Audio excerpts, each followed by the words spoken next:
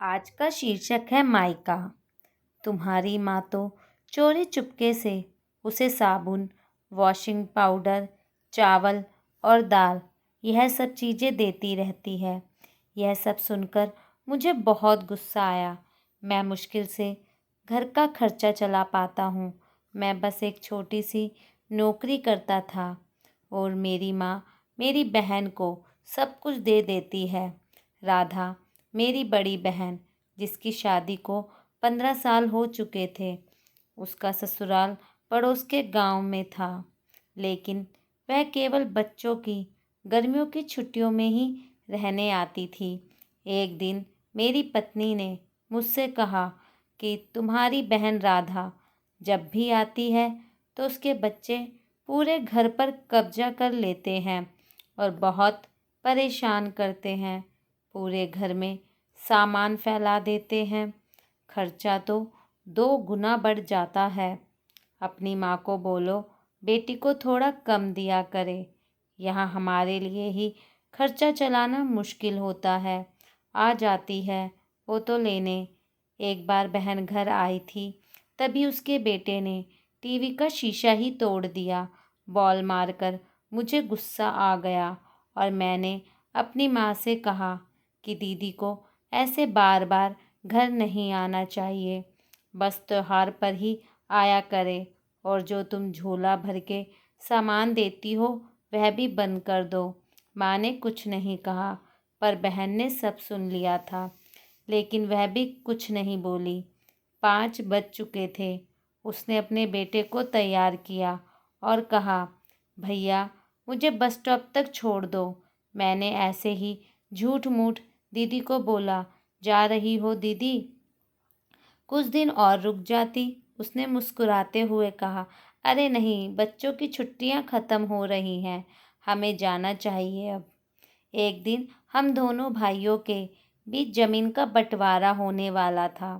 तभी दीदी भी आई थी, लेकिन मैंने उनसे सीधे कह दिया कि मैं अपने हिस्से से कुछ नहीं दूंगा।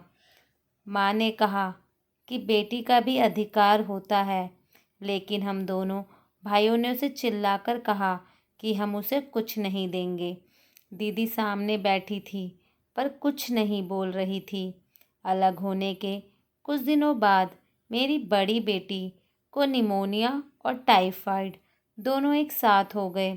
मेरे पास उसके इलाज के लिए बिल्कुल पैसे नहीं थे। मैं बहुत तनाव में था। जैसे ही मेरी बहन को पता चला, मेरी बहन घर आई और मेरे पास बैठ गई। उसने अपना हाथ मेरे सिर पर फेरा और कहा कि तुम तनाव में हो क्या? मैं तुम्हारी बड़ी बहन हूँ। मैंने तुम्हें बचपन से पाला है। तुम्हें जानती हूँ मैं। आज तुम मुझसे भी ज़्यादा बड़े दिखते हो। उसने अपने कानों से सोने की बालियाँ निकाली और मेरे हाथों में दे दी। उसने कहा, तुम पागल हो, ऐसे ही टेंशन ले रहे हो।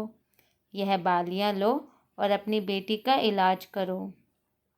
वो मेरी भी कुछ लगती है कि नहीं? चिंता मत करो, मैं तुम्हारे साथ हूँ।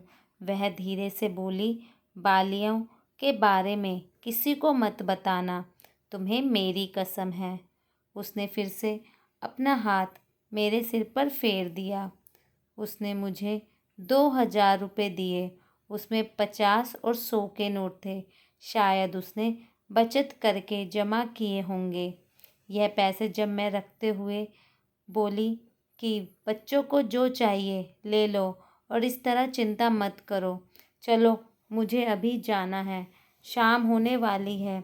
बच्चे भी स्कूल गए थे, इसलिए सोचा जल्दी जाकर भाई को मिलकर आऊं, इसलिए आ गई। तभी मेरा ध्यान दीदी के पैरों पे गया। उसने टूटी हुई चप्पल पहन रखी थी और पुराना दुपट्टा पहना था। बहुत जल्दबाजी में चली गई और मैं कुछ नहीं बोल पाया। हाथों में वह बालियाँ लिए मैं ज़ोर ज़ोर से रो रहा था।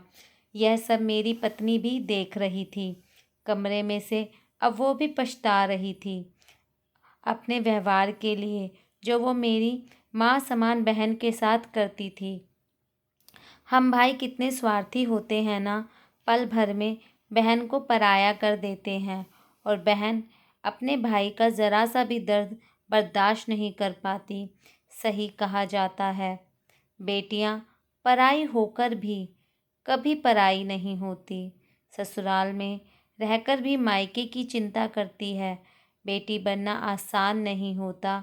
वो तो दो कुल की इज्जत और मान को संभाल कर रखती है। बेटियां कुछ लेने मायके नहीं आती, वो तो खाली थोड़ा मान सम्मान चाहती हैं और थोड़ा मन हल्का करती हैं, क्योंकि मायके के अलावा उसका कोई घर नहीं होता जिसे वो अपना कह सके। अगर आप इस बात से सहमत हैं तो कमेंट बॉक्स में ज़रूर बताएं। जय माता दी। धन्यवाद।